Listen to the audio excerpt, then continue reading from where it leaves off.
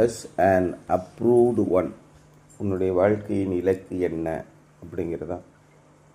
Plus டூலெலாம் உங்கள்கிட்ட கேட்டாங்களா என்ன ஆக போகிறீங்கன்னு கேட்டிருப்பாங்க. நீங்கள் என்ன ஆக போகிறீங்க, what is your aim of your life, what is the aim of your life அப்படின்னு கேட்பாங்க. நான் டாக்டர் ஆகி ஏழை எளிய மக்களுக்கு ஊழியம் செய்ய போகிறேன். ஏற்கனவே இது மாதிரி பிடுங்கினவன் நிறைய பேர் இருக்கான். டாக்டர் ஆகிற வரைக்கும் சொல்லிக்கிட்டே இருப்பான். டாக்டர் ஆன பிறகு ஒரு ஆப்ரேஷனுக்கு 1 கோடி ரூபா ஆகும். அது மாதிரி நிறைய பேர் பார்த்துருக்கேன் நான் என் வாழ்க்கையில். டாக்டர் ஆகி ஏழை அப்போ கிராமத்தில் ஒரு 2 வருஷம் வேலை பார்த்துட்டு அதுக்கப்புறமா பெரிய ஆஸ்பத்திரி போங்கன்னா அதுக்கெல்லாம் கையெழுத்து போட மாட்டாங்க. அது மாதிரி இன்ஜினியர்கள்லாம் சொல்லுவாங்க, ஏழை எளிய மக்களுக்கு குறைந்த செலவில் வீடு கட்ட போகிறேன். அதுக்கப்புறம் பார்த்தா அப்பார்ட்மெண்ட்டு கட்டி 5 கோடிக்கு விற்றுக்கிட்டு இருப்பான். அப்புறம் நிறைய பேர் அவங்க நினச்சதுக்கு போக மாட்டாங்க. டாக்டர் ஆகணும்னு நினைப்பாங்க, கடைசியில் பண்ணி மேய்ச்சிக்கிட்டு இருப்பான். என்ன ஒரு பழமொழி கூட உண்டு, ஆசை நாடு ஆள்றதுக்கு, யோகம் பண்ணி மேய்க்கிறதுக்கு அப்படின்னு ஒரு பழமொழி இருக்குது.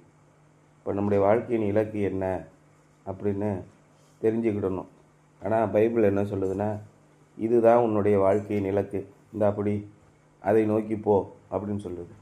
இந்த உலகம் என்ன சொல்லுது, உன்னுடைய இஷ்டப்படி நீ நடந்துக்க, ஒரு இலக்கை நிர்ணயித்துக்கொள், அதன்படி போ அப்படின்னு சொல்லுது. பைபிள் என்ன சொல்லுது, அப்படிலாம் போகாத, நான் உனக்கு இலக்கு தருகிறேன், நீ எங்கே போகணுங்கிறத நான் சொல்கிறேன், அதன்படி போ அப்படின்னு சொல்லுது பைபிள். ஒரு நல்ல தகப்பன் என்ன செய்வார், பிள்ளைங்க போகிற பாதையை பார்த்துக்கிட்டே இருப்பார். எப்போ அந்த பக்கம் போகாதப்பா, கீழே விழுந்துருவேன், இப்படி வந்துருமா, கூட்டு போவாரா? கரம் பிடித்து நடத்தி என்னை திரு சித்தம்போல் நடத்திடுமே, குயவன் கையில் களிமண்ணான் அனுதினம் நீ வணைந்திடுவி. இது பாட்டு இருக்கு. சிறு பிள்ளைகளை கரம் பிடித்து நடத்தி கொண்டு போவார். அது மாதிரி அவர் என்ன சொல்கிறார், நீ போகும் வழியை நான் உனக்கு காண்பிக்கிறேன், நான் உனக்கு உன்மேல் என் கண்ணை வைத்து உனக்கு ஆலோசனை சொல்லுவேன், நீ நடக்க வேண்டிய வழியை உனக்கு போதிப்பேன். இதெல்லாம் சொல்கிறார் பைபிள். ஆனால் உலகம் என்ன சொல்லுது, அப்படியே மாறாக சொல்கிறது. உங்களுடைய இலக்கு என்ன? அதான் கடைசியாக 2 தீமோத்தேயு 3ஆம் அதிகாரத்தில் சொல்கிறார் பாரு, மேலும் கடைசி நாட்களில் கொடிய காலங்கள் வரும் என்று அறிவாயாக. எப்படி எனில், மனுஷர்கள் தற்பிரியராயும், அவங்களுக்கு தான் என்ன வேணுமோ, செல்ஃபிஷ், பணப்பிரியராயும், மணி மைண்டட், வீம்புக்காரராயும், ஏதாவது வீம்பு பேசிக்கிட்டே கிடக்கிறது, அகந்தை உள்ளவர்களாயும், அப்படின்னு என்னை விட பெரிய ஆளாமல் தூஷிக்கிறவர்களாயும், தாய் தகப்பன்மாருக்கு கீழ்ப்படியாதவர்களாயும், நன்றி அறியாதவர்களாயும், பரிசுத்தமில்லாதவர்களாயும், சுபாவ அன்பில்லாமல் பொய்யான அன்புள்ளவர்களாயும், இணங்காதவர்களாயும், அவதூறு செய்கிறவர்களாயும், இச்சை அடக்கமில்லாதவர்களாயும், கொடுமை உள்ளவர்களாயும், நல்லோரை பகைக்கிறவர்களாயும், துரோகிகளாகவும், துணிகரமானவர்களாயும், இருமாப்புள்ளவர்களாயும், தேவ பிரியராயிராமல் சுகபோக பிரியராயும், தேவ பக்தியின் ஒருவித வேஷத்தை தரித்து அதன் பலனை மறுதளிக்கிறவராம் இருப்பார்கள். இப்படிப்பட்டவர்களை விட்டு நீ விலகி பி அஸ் ஒன் அப்ரூவ்டு, தேவனால் அங்கீகரிக்கப்பட்ட ஒருவனாக வாழ் அப்படிங்கிறத இன்றைய தலைப்பு. என்ன சொல்ற, 2 தீமோத்தேயு 2ஆம் அதிகாரம் 15ஆம் வசனம், நீ வெட்கப்படாத ஊழியக்காரனாயும் சத்திய வசனத்தை நிதானமாய் பகுத்து போதிக்கிறவனாயும் உன்னை தேவனுக்கு முன்பாக உத்தமனாக நிறுத்தும்படி ஜாக்கிரதையாய். நீ போகும் பாதை, உன்னுடைய இலக்கு, இது 2ஐயும் உன்னை கண்காணிக்கிறவர் இருக்கார் இல்லையா, அவருக்கு முன்பாக எச்சரிக்கையாரு அப்படிங்கிறார். Do your best to present yourself to God as one approved, a workman who does not need to be ashamed and who correctly handles the word of truth. தேவனுடைய வார்த்தைகளை வைத்துக்கொண்டு பணம் சம்பாதிக்க முடியும். தமிழ் நன்றாக படித்தீர்கள் என்றால் பணம்லாம் கோடிக்கணக்காக சம்பாதிக்கும். தமிழை கற்றுக்கொண்டு சம்பாதித்தவர்கள் கோடி. கலைஞரே எடுத்துக்கிட்டிங்கன்னா நாடகம், எழுத்து, பேச்சுன்னு பெரிய படிப்புலாம் படிக்கலை, ஆனால் தமிழை நன்றாக கற்றதினாலே அதிகமாக சம்பாதித்தார், ஆட்சியையும் பிடித்தார். இதேமாதிரி பேச்சாளர்கள் நிறைய பேரை பார்த்திங்கன்னா தமிழ் கற்றதினாலே நான் நிறைய சம்பாதிக்கிறேன்னு சொல்லியிருக்காங்க. அதேமாதிரி நம்ம ஆளுங்களை கூப்பிட்டு கேட்டிங்கன்னா பைபிள் படித்ததுனால நான் நிறைய சம்பாதிக்கிறேன் அப்படின்னு சொல்கிற ஆளு நிறைய. மோசேக்கு எதிர்த்து நின்றவர்கள் யார்? என்னையும் எம்பிரேயுமா? அவர்கள் மோசேக்கு எதிர்த்து நின்றது போல இவர்களும் சத்திய வசனத்துக்கு எதிர்த்து நிற்கிறார்கள். எதை குறித்து அதிக சிந்தனை உள்ளவர்களாக இருப்பார்கள்? பணப்பிரியராயும் சுகபோக பிரியராயும், கரெக்டாக போட்டிருக்க, சுபாவ அன்பில்லாதவர்களாயும் வீம்புக்காரராயும், தெளிவாக போட்டிருக்க. அதில் துணிகரமுள்ள தேவ பிரியராயிராமல் சுகபோக பிரியராயும், பண ஆசை உள்ளவர்களாகவும், இச்சை உள்ளவர்களாகவும், அகந்தை உள்ளவர்களாகவும், நன்றி அறியாதவர்களாகவும், பரிசுத்தமில்லாதவர்களாகவும் இருப்பார். இதெல்லாம் அடையாளம். இவங்களை விட்டு நீ சேராத. கடைசியில் என்ன போட்டிருக்க? இப்படிப்பட்டவர்களை விட்டு நீ விலகு.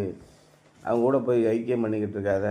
அவன் கிறிஸ்தவன் தான், உன்னை கொண்டு போய் பன்றியோடு சேர்ந்த கன்றும் டேஷ் திங்கும் அப்படின்னு சொல்லுவாங்களா பழமொழி. அது மாதிரி இவர்களை எல்லாம் தெளிவாக பார்த்துக்கோ. நீ எப்படி நடக்கணும் சொல்கிறார். நீ வெட்கப்படாத ஊழியக்காரனாயும் சத்திய வசனத்தை நிதானமாய் பகுத்து போதிக்கிறவனாயும் உன்னை தேவனுக்கு முன்பாக உத்தமனாக நிறுத்தும்படி ஜாக்கிரதையாயிரு, மிகுந்த எச்சரிக்கையாயிரு அப்படிங்கிறார். Each of us as God's workman will be either approved or ashamed.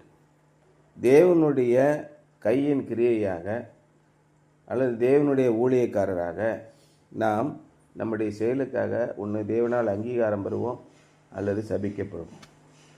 ஆண்டவர் எல்லாவற்றையும் முற்று பார்க்கிறார். அவரிடத்தில் எவ்வளவு வேணும் அநீதி இல்லை, பட்சபாதமே இல்லாதவர், மிகுந்த நீதி உள்ளவர், மிகுந்த பரிசுத்தம் உள்ளவர், மிகுந்த உண்மை உள்ளவர். இப்படி தான் நம்முடைய தேவனை பற்றி நாம் சொல்கிறோம். மோசே ஆண்டவருக்கு விரோதமாக செய்யும்போது என்னாச்சு? அவ்வளோ பெரிய காரியங்களை செய்த மோசே நோ, நீ கானான் தேசத்துக்குள்ளே நான் உனக்கு கொடுத்த ஆசீர்வாதத்துக்குள்ளே போக மாட்டாயிட்டார். அதனால் தேவன் முன்பாக எச்சரிக்கையாக இருங்கள். ஒன்று நீங்கள் தேவனால் அங்கீகரிக்கப்படுவீர்கள் அல்லது நிராகரிக்கப்படுவீர்கள். The word approved means one who has been tested and found acceptable. தேவனுடைய வார்த்தையை நிறைய பேர் ரொம்ப அற்பமாக நினைக்கிறார். ஆமாம்மா போடா, பைபிளில் எங்களுக்கு தெரியும், ஜோலி மயிரை பார்த்துட்டு போ. இப்படி என் சொந்த அண்ணனே சொல்கிறான், ரட்சிக்கப்பட்டவன்.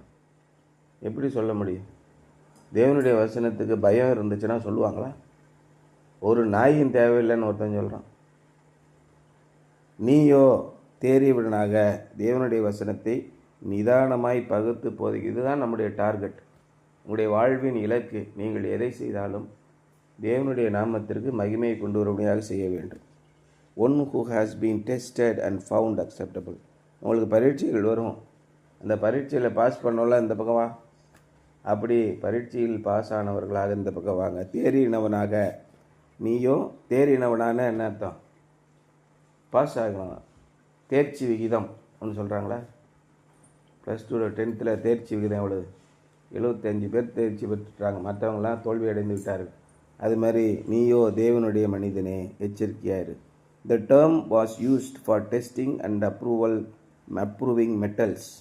இங்கே அவர்கள் கிரேக்க மொழியிலே பயன்படுத்திக்கிற அந்த வார்த்தை உலோகங்களை, தங்கத்தை, நல்ல தங்கம் 24 கேரட் 22 கேரட்னு எப்படி சொல்கிறாங்க, அதை நல்லா கொதிக்க வச்சு புடமிட்டு நல்லா சுத்தம், அதில் இருக்கிற மாசுக்களை எல்லாம் நீக்கிவிட்டு இப்படி அப்ரூவ் பண்ணுறது தான் இங்கே சொல்கிறாங்க.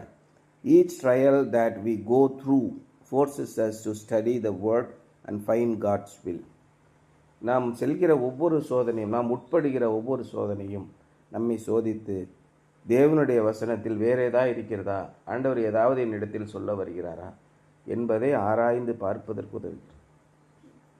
ஏன் எனக்கு இப்படிலாம் சோதனை நடக்குது? ஆண்டவரே, நான் என்ன செய்கிறேன்னு தெரியவில்லை, எனக்கு கண்ணும் தெரியல, ஒன்றும் தெரியல, அறிவும் இல்லை, முட்டாப்பாயலாக இருக்கேன், எனக்கு கற்றுக் கொடுங்க, நான் என்ன செய்யணும் அடுத்து? இந்த இடத்துக்கு நீங்கள் வந்துட்டீங்கன்னா ஆண்டவர் மிகப்பெரிய வழிநடத்தலை செய்வார், மிகப்பெரிய ஞானத்தை உனக்கு கொடுப்பார். இதுதான் ரொம்ப முக்கியம். As we rightly use the word, we succeed in overcoming our trials and God approves us. நாம் தேவனுடைய வசனத்தை சரியாக புரிந்து கொண்டு அதை சரியாக பயன்படுத்தும் போது நாம் சோதனைகளிலே வென்று வெளியே வருகிறோம். தேவன் நம்மை அங்கீகரிக்கிறார். Martin Luther once said that prayer, study and suffering make a pastor. ஜெபம், தேவனுடைய வசனத்தை ஆராய்வது, பாடுகளை அனுபவிப்பது. அதான் அவர் சொல்கிறார், மகனே நீயோ நல்ல ஊழியக்காரனாக, கிறிஸ்துவின் ஊழியக்காரனாக பாடு அனுபவிங்கிறார். சோதனைகளுக்கு உட்படு, சோதனைகளிலே நில்லு, கர்த்தருடைய வசனத்தை கொண்டு வெற்றி கொள். சோதனையே இல்லைன்னா எப்படி அப்படிங்கிறார். அதான் மார்ட்டின் லூதர் சொல்கிறாரு, நல்ல ஒரு போதகர் எப்படி வர்றாருன்னா, prayer, study and suffering makes a pastor and this is true. இது உண்மைதான். we cannot be approved unless we are tested. நம்மளை பரிசோதனை பண்ணி ஏர்போர்ட்டுக்கு போகிறோம், எல்லாம் ஃப்ளைட்டில் ஏறுறதுக்கு இங்கே மெட்டல் டிடெக்டர் வச்சு செக் பண்ணுவோம். ஏதாவது பொருள்கள்லாம் இருக்கா, எதுவும் கையில் வச்சுருக்கியா, sharp instrument, do you have any sharp instrument, any explosives, எல்லாத்தையும் செக் பண்ணுவோம்.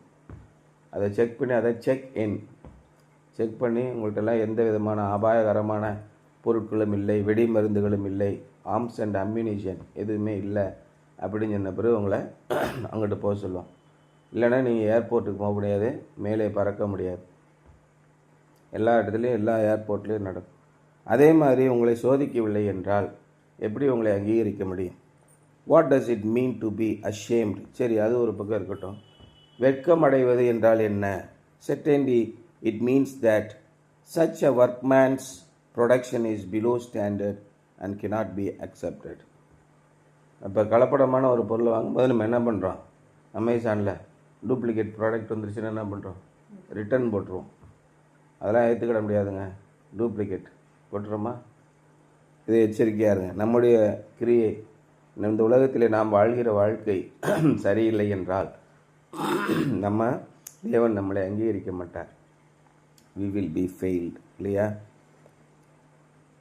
It means loss of reward. அதன் பொருள் என்னவென்றால் உங்களுக்கு கிடைக்கவிருந்த வெகுமதி இல்லாமல் கிடைக்காமல் போய்விடும். In fact in Paul's day a builder was fined if he fail to follow the specifications. பவுலுடைய காலத்திலே கட்டடம் கட்டுகிறவர்கள் குறிப்பிட்ட அந்த வரன்முறைகளை பின்பற்றவில்லை என்றால் அவர்களுக்கு அபராதம் விதிப்பார்கள். When the Lord judges our works, it will be revealed whether we as workmen have handled the word of God honestly and carefully. அதனாலே நம்முடைய கர்த்தராகிய இயேசு கிறிஸ்து நம்முடைய கிரியைகளை நிதானிக்கும் போது, நியாயம் தீர்க்கும் போது, நாம் சரியான வாழ்க்கை வாழ்ந்திருக்கிறோமா, அல்லது கடவுளுக்கு பயப்படாமல் துணிகரமாக தேவனுடைய வார்த்தையை பயன்படுத்தி நாம் முரட்டாட்டம் செய்து வாழ்ந்திருக்கிறோமா என்பது தெரியும். வந்தால் தானே பார்த்துக்கலாம், நியாயத்தீர்ப்பமாவது வெங்காயமாவது அப்படின்னு நிறைய பேர் இருக்காங்க. Some who are now first will end up last.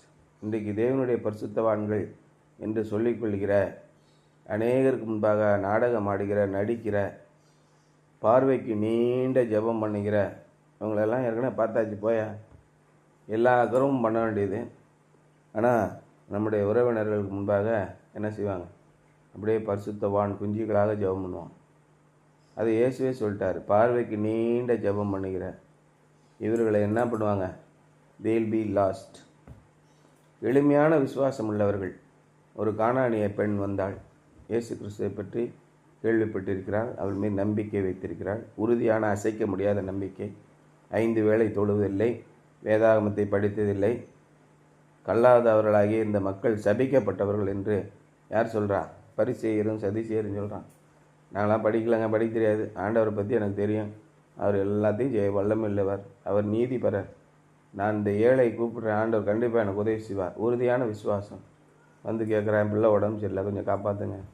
அதெல்லாம் கண்ட ஜாதி நாய்களுக்கெல்லாம் கொடுக்க முடியாது அப்படின்னு இயேசு சொல்கிறார். எதுக்கு சொல்கிறாரு?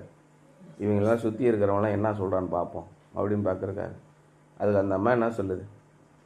சத்தான் ஆண்டவரே, இந்த மேசையிலேருந்து கீழே விட சின்ன சின்ன துணிக்கைகள், எலும்புகள், எச்சைகள்லாம் நாய்க்குட்டிக்கு போடுவீங்கல்ல, அந்த நாய் சந்தோஷமாக சாப்பிடும்ல, அதே மாதிரி கொஞ்சம் போல் ஆசீர்வாதத்தை எனக்கு கொடுங்க, நானே என் பிள்ளையும் பழைச்சிக்கிறோம். இப்பேற்பட்ட விசுவாசத்தை நான் இஸ்ரவேல் மக்களுக்குள்ளே காணவில்லை. அப்போ அந்த பொண்ணு குணமாகுதா இல்லையா? இவர்களெல்லாம் வெளிப்படுத்தி காண்பிப்பதற்காக அப்படி சொன்னேன். நான் அதுக்காக சொல்லலாமா? இதுக்காக தான் சொன்னேன். அப்போ என்ன பண்ணுவாங்க? கடைசியில் இருக்கிறவங்க முன்னாடி வந்துடுவாங்க, முன்னாடி இருக்கிறவங்க கடைசி போயிடுவான். Some who are now first will end up last. இன்றைக்கி முன்னாடி நிற்கிறவங்க பூரா பின்னாடி போவோம். அதான் இயேசு சொன்னார், முந்தினோர் அநேகர் பிந்தினோர் ஆவார்கள், பிந்தினோர் அநேகர் முந்தினோர் ஆவார்கள். நீங்கள் எந்த அளவுக்கு உங்களுடைய விசுவாசம் இருக்கிறது, ஆண்டவருக்கு எந்த அளவுக்கு பயந்து நடக்கிறோம் என்பதுதான் ரொம்ப ரொம்ப ரொம்ப முக்கியமான ஒரு விஷயம். Something to ponder. In what ways have you been tested and found acceptable in your spiritual walk? நீங்கள் ஆவிக்குரிய ஜீவியம் வாழ்க்கை வாழ்கிறீர்கள், ஆவிக்குரிய விதத்திலே நடக்கிறீர்கள். என்னென்ன விதங்களிலெல்லாம் உங்களுக்கு சோதனைகள் வந்தது, எந்தெந்த விதங்களிலெல்லாம் நீங்கள் ஜெபித்து அதிலே வெற்றி அடைந்திருக்கிறீர்கள், இதுதான் கேட்குறேன்.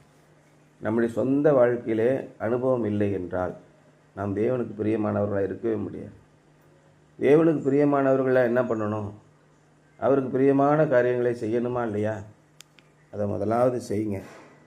சரியா? இதுதான் இன்றைய சிந்தனை.